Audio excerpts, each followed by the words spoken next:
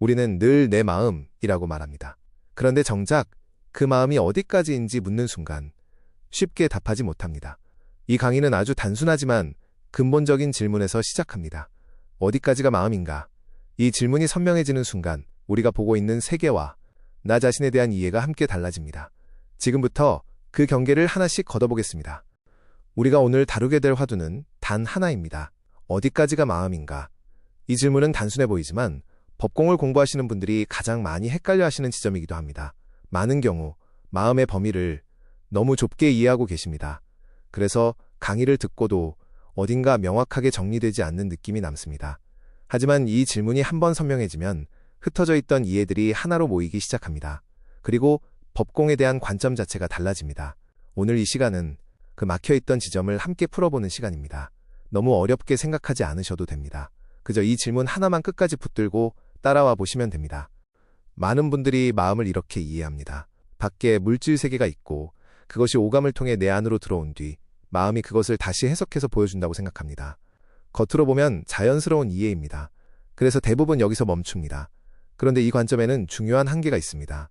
이렇게 이해하게 되면 결국 내가 인식하면 존재하고 인식하지 않으면 사라진다 하는 결론에 이르게 됩니다. 그리고 자연스럽게 마음은 내 몸 안에 붙어있는 것으로 좁혀집니다. 바로 이 지점에서 문제가 시작됩니다. 이렇게 좁혀진 마음으로는 법공의 핵심 개념이 잘 이해되지 않습니다. 참나가 온 우주의 전부라는 말이 논리적으로 성립하지 않기 때문입니다. 그래서 우리는 지금 이 익숙한 이해부터 조금씩 다시 살펴보려 합니다. 그렇다면 한 가지를 직접 확인해 보겠습니다. 정말로 오감은 내가 인식할 때만 존재하는 걸까요? 지금 이 순간을 한번 보시죠. 여러분이 제 말에 집중하고 있는 동안에도 바닥은 사라지지 않습니다. 의식하지 않아도 그대로 존재하고 있습니다. 이건 무엇을 의미할까요? 이 세계는 내가 볼 때만 그려지는 것이 아니라 항상 동시에 그려지고 있다는 뜻입니다. 조금 더 분명하게 보겠습니다. 지금 느껴지는 것들 중에 마음이 아닌 것이 있는지 한번 찾아보십시오. 생각, 감정, 그리고 오감. 어디까지 살펴봐도 이 세 가지를 벗어나는 것은 없습니다. 결국 우리가 경험하는 세계 전체가 이미 마음에서 드러나고 있는 것입니다. 그리고 여기서 중요한 한 가지가 더 있습니다. 사람마다 보이는 장면은 다릅니다. 하지만 우리는 같은 세계에서 대화를 나눕니다. 즉, 이 세계는 주관성과 객관성이 동시에 존재합니다. 그리고 그것을 한 번에 끊임없이 그려주는 것. 바로 그것이 우리가 말하는 마음입니다. 이제 마음을 조금 더 구조적으로 보겠습니다. 마음은 하나이지만 그 안에는 두 가지 성질이 함께 있습니다. 먼저 변하지 않는 마음이 있습니다. 항상 그대로인 자리, 고요하고 흔들리지 않는 본질. 이것을 진여, 참나라고 합니다. 그리고 또 하나는 끊임없이 변하는 마음입니다. 생각, 감정, 그리고 오감처럼 순간순간 생겨나고 사라지는 흐름입니다. 우리는 보통 이 둘을 나누어 보지만 실제로는 나눌 수 없습니다. 변하지 않는 것과 변하는 것, 이 두 가지가 합쳐져 하나의 마음을 이룹니다. 이것을 일심이라고 합니다. 그래서 중요한 관점이 하나 생깁니다. 생각과 감정, 오감은 참나와 분리된 것이 아니라 참나의 일부이자 작용입니다.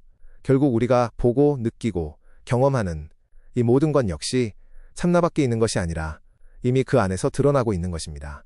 어딜 보아도 마음 아닌 것은 없습니다.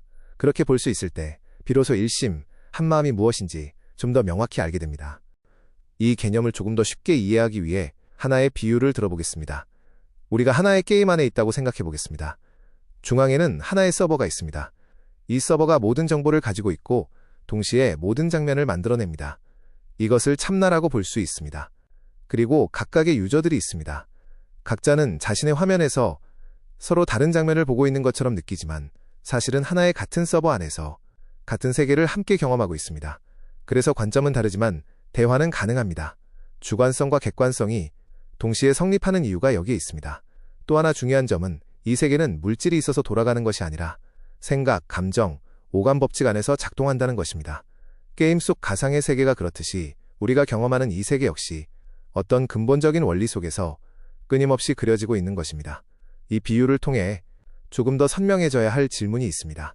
그렇다면 우리는 서버 바깥에 있는 존재일까요? 아니면 그 안에서 함께 작동하고 있는 존재일까요?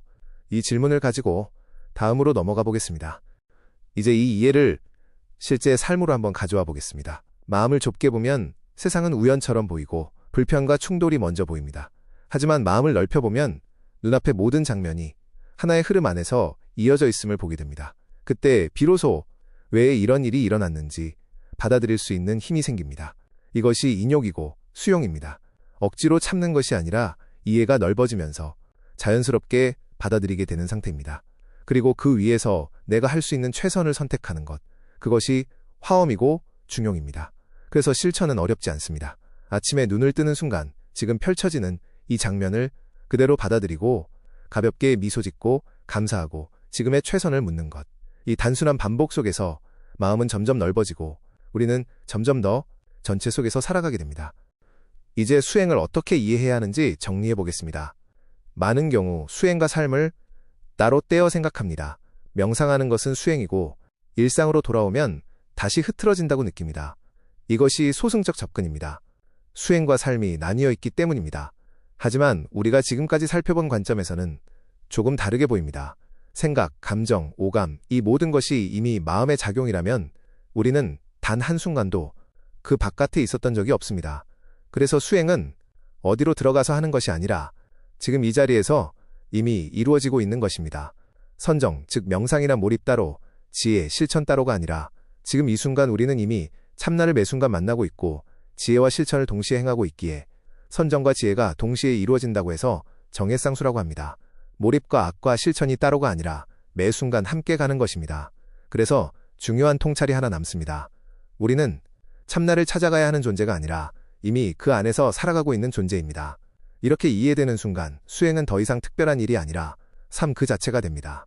이제 마지막으로 왜 실천이 중요한지 말씀드리겠습니다. 아무리 이해가 명확해져도 직접 해보지 않으면 그것은 내 것이 되지 않습니다. 이 세계가 어떻게 작동하는지는 결국 삶 속에서 확인해야 합니다. 실천을 하다 보면 하나씩 체험이 쌓입니다. 그때 그렇게 했더니 이런 결과가 나왔구나. 이 경험들이 쌓이면서 이 세계가 하나로 연결되어 있다는 확신이 생기기 시작합니다. 그래서 방법은 복잡하지 않습니다. 매 순간 내가 할 수 있는 최선을 선택하고 육남매 상태를 유지하고 깨달은 것은 놓치지 않고 기록하는 것. 이 단순한 반복이 결국 가장 빠른 길입니다. 이론은 방향을 보여주지만 실천만이 그 길을 실제로 걷게 합니다. 오늘 내용을 한 번에 정리해 보겠습니다. 마음은 내 몸 안에 갇혀 있는 것이 아닙니다. 지금 우리가 보고 느끼고 경험하는 이 모든 것이 이미 마음입니다. 그리고 그 마음은 나뉘어 있는 것이 아니라 하나로 이어진 한 덩어리입니다. 그래서 어디를 보아도 참나 밖은 없습니다. 결국 중요한 것은 하나입니다. 이해가 아니라 매 순간의 실천입니다. 지금 이 순간을 어떻게 받아들이고 어떤 선택을 하느냐에 따라 우리의 세계는 계속 그려집니다. 우리는 이미 그 안에서 살아가고 있습니다. 그러니 너무 멀리서 찾지 않으셔도 됩니다. 지금 이 자리에서 가볍게 미소 짓고 매 순간 최선을 다해 자신의 삶을 하나의 작품으로 만들어 가시길 바랍니다. 감사합니다.